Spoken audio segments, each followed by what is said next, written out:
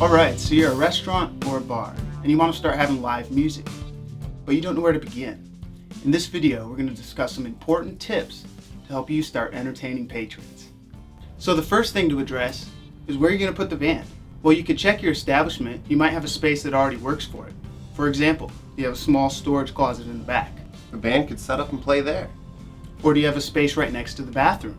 The band could set up and play there. Plus, you'd get the added benefit of having a captive audience while people wait in line. Or if you have a space right in front of the TVs, especially on game day, if there's a big game that everybody's focused on. The band could set up and play there. And last but not least, you can find a space where there's few or preferably zero power outlets, and you can have the band set up and play there. Yeah. Alright, moving on. So you've booked the live music and you have a space for them to play. Now, how do you get the word out? Well, we've got great news for you. As the venue, you don't have to promote the shows at all. You could put that responsibility 100% on the artist.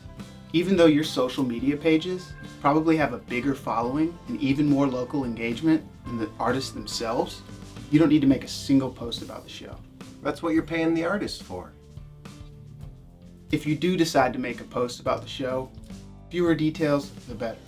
Don't worry about spelling the band name right, time and date, all that stuff's not important. And if there is a cover charge, Let it be a surprise. Alright, so it's the day of the show, and here's some logistical things to keep in mind. First off, parking. you won't need to reserve any parking for the bands. Musicians love carrying their gear long distances.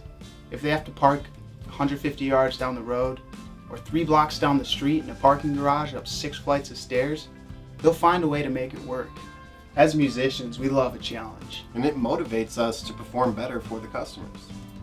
Now that the band is loaded in and the show has begun, here's a few tips for your servers and your waitstaff. Make sure there's a large table available right in front of the stage where the band is playing.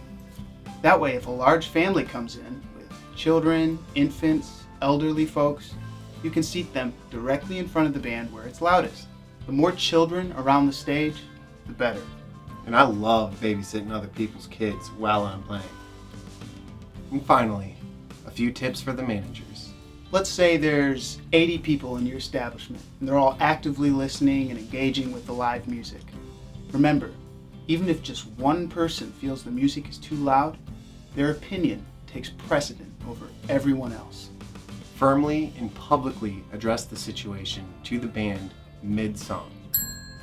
And lastly, for the managers, at the end of the show, there's no need to have the payment prepared and ready for the artist.